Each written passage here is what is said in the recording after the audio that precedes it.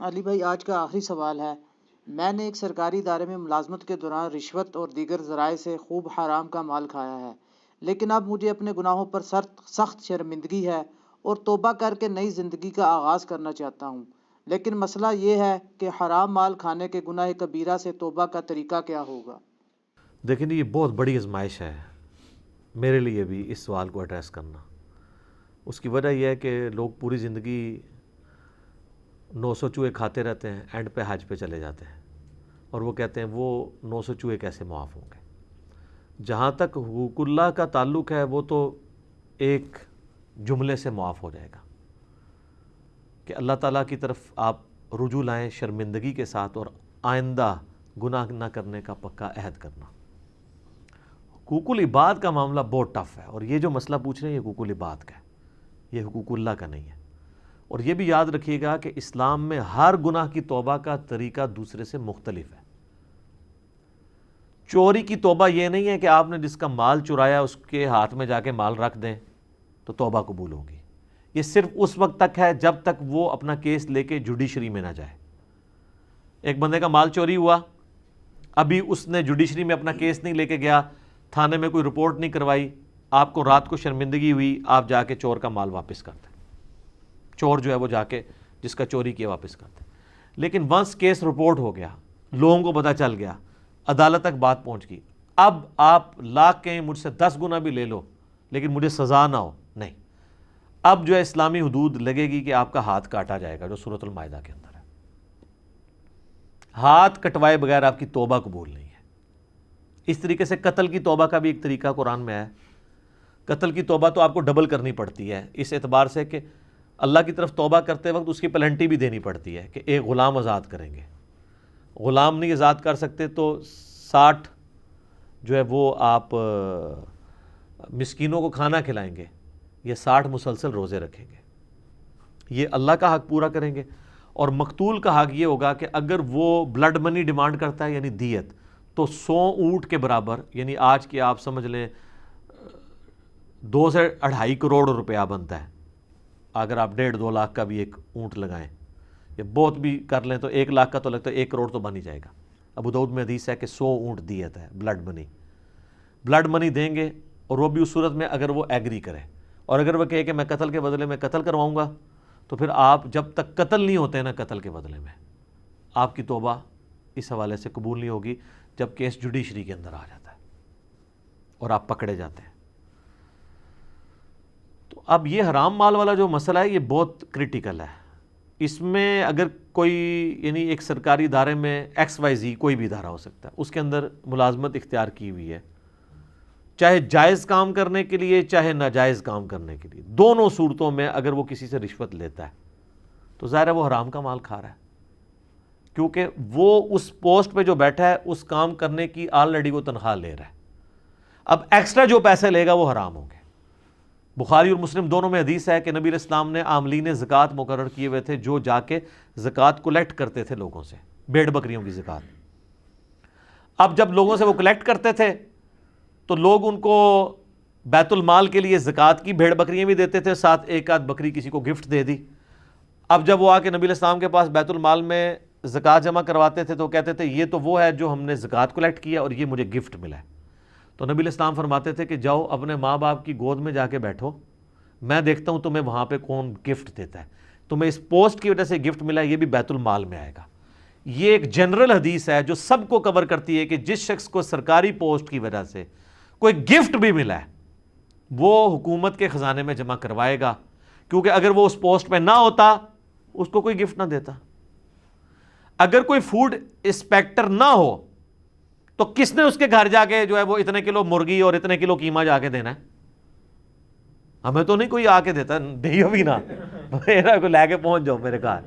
ویسے میں کہہ رہا ہوں کہ اس پوسٹ کی وجہ سے دے رہے ہیں نا، یا علماء کو جو مل رہا ہے ان کی پوسٹ کی وجہ سے مل رہا ہوتا ہے نا۔ تو اس طرح کے گفٹ اگرچہ عاملین زکوٰۃ کی تنخواہ درست ہے، وہ قرآن میں سورہ توبہ کی آیت نمبر 60 میں 8 مصرف آئے ہیں زکوٰۃ کن کن کاموں میں لگ سکتی ہے، اس میں سے ایک مصرف یہ ہے کہ جو زکوٰۃ کو کلیکٹ کرنے والے سرکاری ملازمین ہیں ان کی تنخواہ بھی۔ اس لیے ہمارے ٹیکسز کا جو پیسہ ہے اس سے فوج کی، ایجنسیز کی، اور اسی طریقے سے جو باقی حکومتی عہدیدار ہیں ان کی تنخواہیں جاتی ہیں. اب وہ اپنا کام کرنے کا ایکسٹرا پیسہ لوگوں سے لینا شروع کر دیں. جس طرح کسی زمانے میں ہمیں یاد ہے کہ شناختی کارڈ جب یہ نادرہ نہیں تھی, اللہ بھلا کرے پاکستان میں ایک ادارہ ایسا ہے جس پہ ہم فخر کر سکتے ہیں پرسنلی.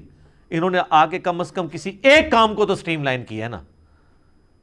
آپ پاکستان میں کسی جگہ ان کی آؤٹ لیٹ کے اوپر چلے جائیں تو آرگنائز طریقہ ہے.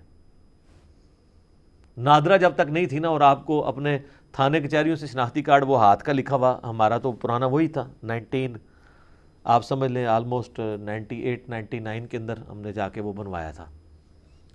تو اس شناختی کارڈ کو بنوانے کے لیے یا آپ کو اپنے صوبے کا ڈومیسائل نکلوانے کے لیے اپنے جائز حق کے لیے رشوت دینی پڑتی تھی. چیز آپ کی ہے, آپ پیسے دے کے نکلوائیں گے. یہ پاکستانی شہری کا حق ہے کہ اس کو شناختی کارڈ دیا جائے جس کا آلریڈی بے فارم آپ کے پاس موجود ہے کہ یہاں پہ پیدا ہوا ہے فلاں سن کو, اس کے ماں باپ یہاں کے شہری ہیں. یہ حکومت کا کام ہے کہ اس کو شناختی کارڈ دے. اس کے لیے آپ کو, اور وہ اگر نہ ہو تو آپ کو کالجز کے اندر ایڈمیشن نہیں ملتا. اب تو خیر بینک میں اکاؤنٹ بھی نہیں کھلتا اگر آپ کے پاس شناختی کارڈ نہ ہو, تو رشوت دینی پڑتی تھی. اب تو چلے فیس دے کے کام ہو جاتا ہے اپنے جائز کاموں کے لیے. تو اب جو لوگ وہاں پہ بیٹھ کے رشوت کھا رہے ہیں وہ تو بیٹھے اس لیے کہ لوگوں کے ڈومیسائل بنائیں یا اس زمانے میں شناختی کارڈ بنائیں. وہ رشوت کس چیز کی لے رہے ہیں؟ اگرچہ وہ جائز کام کے اوپر پیسے لے رہے ہیں لیکن ان کا پیسے لینا حرام ہے. یہ جو حدیث ہے نا, یہ صحیح حدیث ہے کہ رشوت دینے والا اور لینے والا دونوں جہنمی ہے. یہ اس صورت میں جب جو دونوں رضا کے ساتھ یہ کام کریں. جو مجبور بندہ ہے نا کہ جس نے اپنا حق لینا ہے اور اس کو مجبوراً رشوت دینی پڑتی ہے, پھر صرف لینے والا دوست کی ہے, رشوت دینے والا دوست کی نہیں ہوگا. اس کے گناہ کا وبال بھی وہی اٹھائے گا کیونکہ اس نے تو اپنا کام لینا ہے. اس کے پاس تو سنوائی کوئی نہیں ہے, کہاں جائے وہ, کس کے ساتھ جا کے وہ سر پھاڑے اور لڑے جا کے.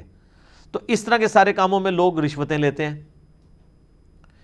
اسی طریقے سے آپ پولیس میں خدا نخواستہ آپ کو کبھی کوئی کام پڑ جائے تو آپ کو یعنی اپنے جائز ڈاکومنٹس نکلوانے کے لیے وہاں پہ رشوت دینی پڑ جاتی ہے. اللہ ماشاءاللہ لوگ اچھے لوگ بھی موجود ہیں. بلکہ آج کل یہ جو ایزی پیسہ آپ نے کسی کے اکاؤنٹ میں پیسے بھجوانے اس کے تو 1 روپیہ بھی نہیں لگتا, تو بعض جو ہے وہ داؤ لگاتے ہیں, اس میں بھی 10 روپے لے لیتے ہیں. حالانکہ وہ جس نے ویٹ ڈرا کرنے ہوتے ہیں اس نے پیسے دینے ہوتے ہیں. تو جس کا جو داؤ لگتا ہے وہ جہاں پہ بیٹھا ہوا ہے, صرف سرکاری ملازم نہیں باقی لوگ بھی یہی کام کر رہے ہیں. تو اب اس طریقے سے جو حرام پوری زندگی کھایا, آخری عمر میں آ کے جناب بلڈ پریشر, شوگر, دل کی بیماریاں, بچے نہیں پڑھ لکھ سکے, بیوی کے اوپر فالج ہو گیا. اب جب یہ چیزیں ان کے سامنے آتی ہیں نا, پھر ان کو اب آخرت یاد آتی ہے کہ یار دنیا بھی at the end of the day ہم نے برباد کر لی, ابھی آخرت میں تو حساب باقی ہے. اور یہ بھی وہ جس کے اندر غیرت کی کوئی رتی ہو. یہ میں آپ کو پریکٹیکلی بتا رہا ہوں کہ میرے ساتھ ایسے لوگ ملے ہیں جنہوں نے لاکھوں اپنی زندگی میں کھایا ہے اور کئی لاکھ اس سے زیادہ اپنے علاج کے اوپر خرچ کیا ہے, تب بھی شفا نہیں ملی. یہ ایک ایسا معاملہ جو دنیا میں اللہ برابر کر دیتا ہے, اور اگر نہ بھی کرے تو آخرت کی مصیبتیں تو ابھی باقی ہیں نا جی. پھر وہ کہتا ہے جی اب توبہ کرنا چاہتے ہیں, کیا کریں, یاد ہی نہیں کس کس کا کھایا ہے, کہاں سے بندوں کو ڈھونڈیں, ان کو واپس کریں.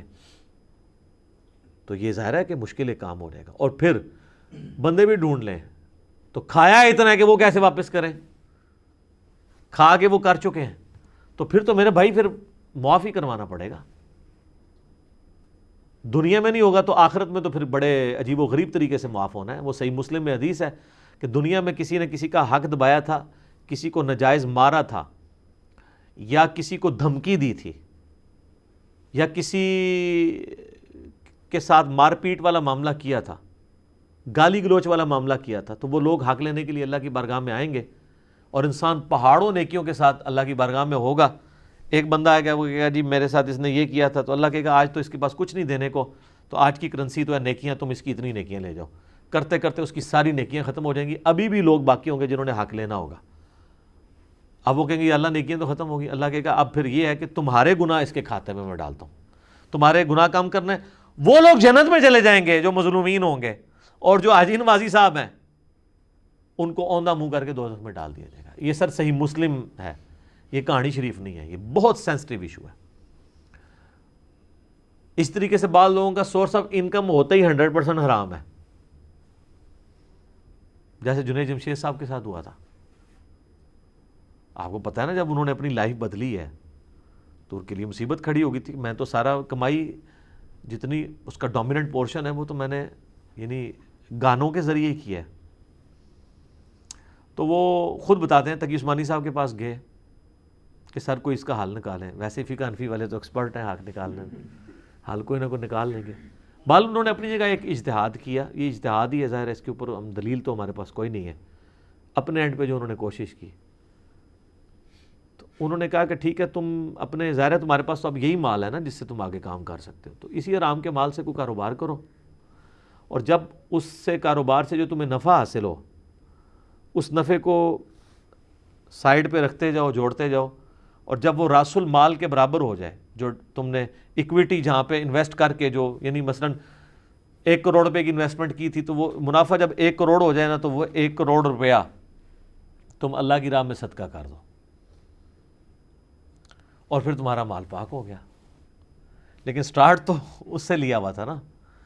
یہ اتنا خطرناک مسئلہ ہے, میرے پاس خیر اس کا کوئی سلوشن اس کے سوا ہے بھی نہیں, لیکن اس سے اگر کوئی یہ پلی لینا شروع کر دے کہ وہ سمگلنگ کر کے یہ کسی اور طریقے سے, کہتے ہیں نا پہلا کروڑ بنانا ہی مشکل ہوتا ہے, اگلے کروڑ سے آ جاندے ہیں.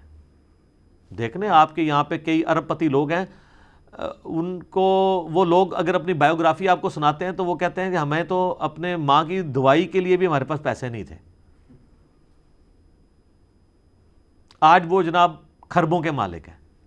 تو ظاہر ہے کہیں پہ انہوں نے جو ہے نا وہ نو بال کرائی ہے نا ٹھیک ہے نا, وہ پہلا کروڑ تو بنایا ہے نا. یہ سب جناب میرا علا وجہ بصیرت یہ دعویٰ ہے کہ دنیا میں آپ کو جتنے کھرب پتی لوگ نظر آ رہے ہیں نا یہ حلال کے طریقے سے اوپر نہیں پہنچے. اب اگرچہ وہ 100% حلال کے اوپر ہوں, کہیں نہ کہیں انہوں نے بیچ میں ڈنڈی ماری ہے, کیونکہ حلال کی آؤٹ پٹ یہ کبھی بھی نہیں ہوتی کہ انسان اس لیول کے اوپر چلا جائے.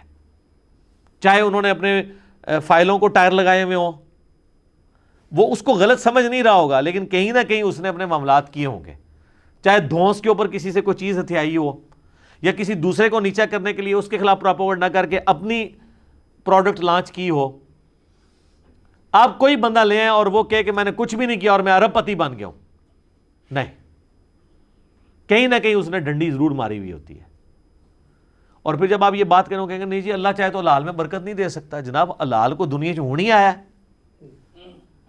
حلال میں تو پھر یہ نہیں ہے کہ آپ جناب حلال کمائیں گے اور زکوٰۃ نہیں دیں گے. جس کے پاس 1 ارب روپیہ سر, اس کی زکوٰۃ جو ہے نا وہ 2.5 کروڑ روپیہ بنتی ہے سال کی. جی 1 لاکھ پہ 2.5 روپیہ دیتے ہوئے تو دل باہر نہیں آتا, لیکن 1 ارب والے کے لیے 2.5 کروڑ نکالتے ہوئے دل باہر آ جاتا ہے, ایسے تک پہنچ جاتا ہے, کیونکہ وہ بہت بڑی رقم ہے. اس کو نظر آئے گا 2.5 سال کڈی, 2.5 اگلے سال کڈی, تھلے ہی آئے گا سارا کچھ. حالانکہ اس کو یہ نظر نہیں آ رہا کہ اس انویسٹمنٹ سے میں نے کتنا کمایا ہے. تو زکوٰۃ تو دینی ہوتا ہے, صرف زکوٰۃ کی بات ہو رہی ہے جو اس نے دینی ہی دینی ہے. کتنے امیر فیکٹریوں کے آنرز ہیں, آپ ان سے کہیں جناب وہ زکوٰۃ کہتے ہیں جی اسی اللہ بھی سانو بے حسابہ دینا, اسی بغیر حساب دے دینے ہیں. جو لوگ آپ کو یہ کہہ رہے ہیں نا ہم بغیر حساب کے دے رہے ہیں, وہ اپنے آپ کو دھوکہ دے رہے ہیں. وہ حساب اس لیے نہیں کرتے کہ ان کی اگر زکوٰۃ 2.5 کروڑ بننی ہے نا تو وہ 2.5 لاکھ روپے دے رہے ہوتے ہیں. ان کو پتہ ہے حساب کیا تو پھنس جائیں گے, تو انہوں نے اپنے آپ کے نا جیسے کبوتر نے آنکھیں بند کر لی ہوتی ہیں کہ بلی غائب ہو جائے, وہ یہ کرنا چاہ رہے ہوتے ہیں, اس بٹر فیکٹ سے بھاگنا چاہ رہے ہوتے ہیں. اللہ نے تو کوئی کام بھی بغیر حساب و کتاب کے نہیں کیا ہوا. آپ کو یہ کہا ہوا ہے جتنا دل کرے نمازیں پڑھ لو, 5 نمازیں فرض کی ہیں. رمضان کے جس مہینے میں جو جاؤ جتنے روزے رکھ لو, نہیں 1 مہینہ ہے اس کے 1 روزے ہیں, ٹھیک ہے. نماز شروع ہوتی ہے کسی قاعدے قانون کے مطابق, ختم, یہ تو نہیں جو مرضی پڑھ لو اس کے اندر, وہ ساری چیزیں تعلیم کی ہوئی ہیں نا. تو یہ بیسیکلی اپنے آپ کو دھوکہ دے رہے ہوتے ہیں, کیونکہ ان کو پتہ ہے کہ ہم نے جب کیلکولیشن کرنی ہے نا تو وہ پھر اور بھی کہتے ہیں یہ مقروض ہیں.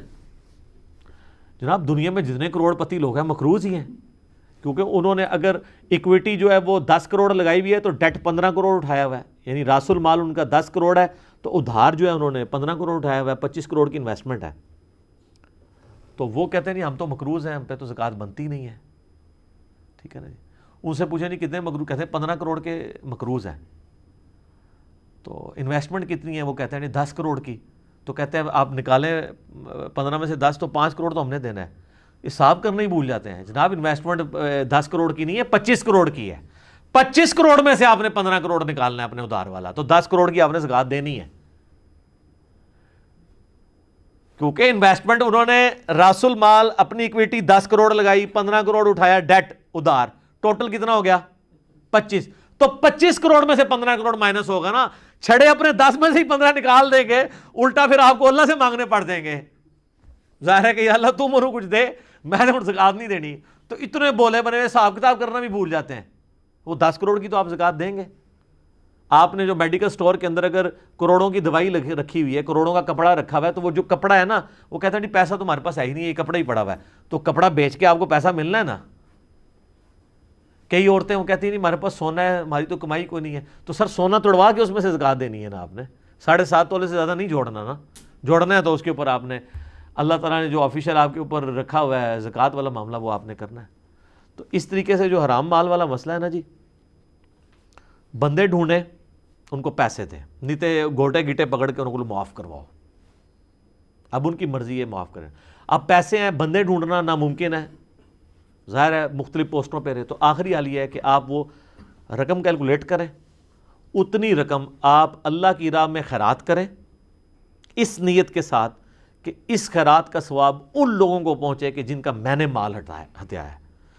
और उन बेचारों ने हो सकता है अपने ज़माने में खुद इतनी खैरात ना करनी होती, वो क़यामत वाले दिन जब देखेंगे कि वो खैरात का मुफ्त का सवाब उनके नामा माल में आ गया, तो ऐन मुमकिन है वो आपसे राज़ी हो जाए कि चलो यार इसने हमारे से पैसा लिया था तो हमारी तरफ से खर्च किया, बल्कि वो तो कहेंगे कि और ही थोड़ा ले लेता, आज तो करेंसी थी, नेकियां तो हमें मिल जाए। तो अल्लाह ताला और इसको सपोर्टिव अहादीस भी हैं कि अल्लाह ताला फिर माफ़ी वाला मामला फरमा देगा। लेकिन ये बहरहाल आपको हुकूकुल इबाद उसी तरीके से माफ़ कर, ये तो माल की बात हो रही है, बाकी जो ज़्यादतियों वाला मामला है वो तो जनाब बहुत सख्त है।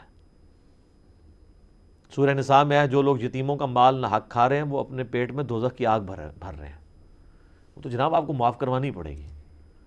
अदरवाइज़ फिर ये अगर ना कोई मिले तो फिर इस तरीके से एक आखिरी हाल है। आप कोई कहता नहीं मेरे पास माल भी नहीं है, फिर जनाब आप रो पीट के पूरी ज़िंदगी गुजारें कि अल्लाह ताला आप पे रहम खाए कि क़यामत वाले दिन आपके जो जिनके ऊपर आपने जुल्म ढाया है उन लोगों को अल्लाह ताला खुद से अपनी तरफ से कुछ दे के राज़ी कर दे तो कर दे। वो तो रोना पीटना अब आप अल्लाह के सामने ही करें, हमारे पास तो उसका कोई सलूशन नहीं है। ये सलूशन था कि आप अल्लाह की राह में खर्च करें। लेकिन इसमें अब मेरे पिछले दिनों एक क्लिप भी आ चुका है, 40 साल पुराना कर्जा, गोल्ड की डिवैल्यू को भी आप काउंट करेंगे, ज़ाहिर तो आप तो आज की डेट में वो कर्जा उतार रहे हैं ना। ये तो नहीं है कि आपने रिश्वत खाई थी आज से 40 साल पहले 1000 रुपये तो आज 1000 रुपये आप उतारेंगे, नहीं, वो आपको गोल्ड के एतबार से कैलकुलेट करना पड़ेगा। क्योंकि अगर बार्टर सिस्टम होता तो फिर क्या होना था कि अगर आपने साल पहले किसी की 40 किलो गंदुम हथियाई थी तो आज 40 किलो ही देनी थी ना। ये तो नहीं होना था कि आज 1 किलो देनी थी, आज उतने रुपए में जो है वो 1 किलो गंदुम आएगी जो आज से 40 साल पहले 40 किलो आती थी। तो अगर 40 किलो गंदुम हथियाई भी थी तो आज 40 किलो ही देंगे ना, बार्टर सिस्टम के अंदर अशिया के बदले अशिया। इस तरीके से मनी जो कि डिवैल्यू होती है तो वो आपको गोल्ड के फॉर्म में कैलकुलेट करना होगा कि उस वक्त, और लोगों को पता होता है, आप जितने भी लोग हैं उनसे ज़रा पूछें कि जनाब हम जब छोटे से थे उस वक्त जो है वो तनख्वाह इतनी थी तो साइकिल जो है वो 250 रुपये की आती थी और ये इतना होता था, ये उतना होता था। जब ये 1 रुपये का नान होता था तो होंडा जो 70 है वो 10,000 रुपये का मिलता था। तो रेशो प्रोपोर्शन निकालना कोई मुश्किल नहीं है। और आजकल तो गूगल हाफिज़हुल्लाह में आप लिखें और वो आपको बता देगा, आप 50 साल पुराना भी रेट निकालें ना गोल्ड का, वो आपको इस तरह बताएगा। आप लिखें डॉलर और रुपए की जो कदर का फ़र्क है 1947 से अभी तक आपको दे देगा कि उस वक्त जनाब डॉलर इतने का था, 4 रुपए का डॉलर था, जो आज डॉलर 163 रुपए का हो चुका है। 1960 में किसी के पैसे खाएं तो डॉलर के साथ रेशो, और डॉलर तक आप पहुंच गए तो आप गोल्ड तक पहुंच गए। वो आप मेरा क्लिप देख लें, ये पूरी बैंकिंग की साजिश जो हुई है, डॉलर उन्होंने लॉन्च कर दिया, गोल्ड आपका हथियार के अपने पास रखा हुआ है उन्होंने, ताकि जिस वक्त चाहें आपकी घींची मरोड़ दें। दुनिया की इकॉनमी उनके पास है। तो इस तरह के गुनाहों से फिर तौबा का तरीका यही होगा, और तो कोई आपके पास हाल नहीं है। बहरहाल अल्लाह का शुक्र है किसी को मौत से पहले ये ख्याल आ जाए कि उसने तौबा भी करनी है, ये भी अल्लाह की रहमत ही है, वरना पूरी ज़िंदगी किसी को ख्याल ही नहीं आता कि उसने तौबा करनी भी है। और इसी तरीके से आखिरत की ज़िंदगी में इंसान पहुंच जाता है। देखें जुनैद जमशेद साहब ने जब ये अपनी लाइफ छोड़ी थी तो उनके साथ और लोग भी तो थे ना। اور آج کی ڈیٹ میں تو ہم کہہ سکتے ہیں کہ جنید جمشید صاحب فوت بھی ہو چکے ہیں. انہوں نے دیکھ بھی لیا ہے کہ ایک وہ بندہ جس کے پاس سب کچھ ٹھیک تھا, دین کا کام بھی کر رہا تھا, اسے فوت نہیں ہونا چاہیے تھا, لیکن اللہ کے فیصلے تو اپنے. فوت ہو گیا نا. فوت ہونے کے بعد بھی کتنے لوگوں نے عبرت پکڑی ہے, اکا دکا نے پکڑی ہے. ابرار الحق نے بعد میں داڑھی رکھ لی ہے, کافی غمگین ہوا, اور کچھ لوگ ہیں, لیکن میجارٹی لوگ تو اسی طریقے سے ہی چل رہے ہیں ویسے ہی.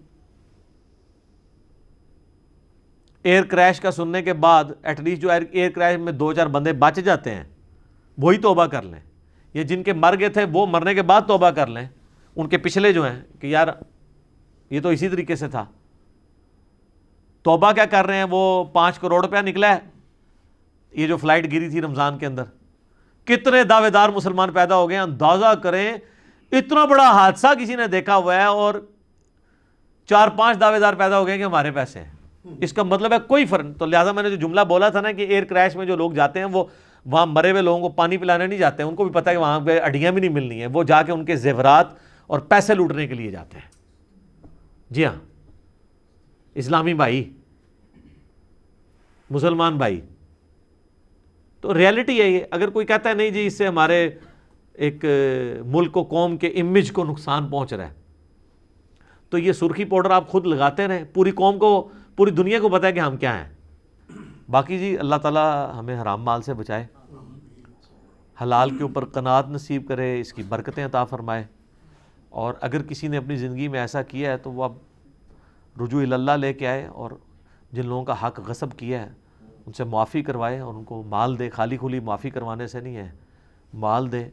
اس طرح لوگ پوچھ رہے ہوتے ہیں کہ جی ہمارے والد صاحب ہماری بہنوں کو جداد میں نہیں دے کے گئے ہیں, تو ہم دیں. بالکل دیں آپ, تاکہ آپ کے باپ کو دوزخ کی آگ سے بچا لیا جائے. یہ نہ کہیں کہ وہ تو اپنے اعمال خود بھگتیں گے, تو یہ مال جو آپ لے کے تو اس کے اوپر عیاشی کر رہے ہیں, اس باپ کے مال پہ آپ عیاشی کرنے کے لیے تو تیار ہیں, اس باپ کو دوزخ کی آگ سے بچانے کے لیے تیار نہیں ہیں. اس مال کے ذریعے جو آپ نے نہیں تھا کمایا, آپ کو وراثت میں ملے اپنے باپ کی وجہ سے, اس باپ کو چند پیسے اس میں سے دے کے اس کو آگ سے بچانے کے لیے تیار نہیں ہے. یا آپ نے تو نہیں مال کمایا, اس مال میں سے اپنی بہنوں کو دینے کے لیے تیار نہیں ہے. سوچنے کی ضرورت ہے. ٹھیک ہو گیا جی. اللہ تعالیٰ سے دعا ہے جو حق بات میں نے کہی اللہ تعالیٰ ہمارے دلوں میں راسخ فرمائے. اگر جس بات میں میرے منہ سے کوئی غلط بات نکل گئی تو اللہ تعالیٰ ہمارے دلوں سے معاف کر دے, ہمیں معاف بھی فرما دے. ہمیں کتاب و سنت کی تعلیمات پر عمل کر کے دوسرے بھائیوں تک پہنچانے کی توفیق عطا فرمائے. سبحانک اللہم و بحمدک, اشہد ان لا الہ الا انت, استغفرک و اتوب الیک, وما علینا الا البلاغ المبین. جزاکم اللہ خیرا.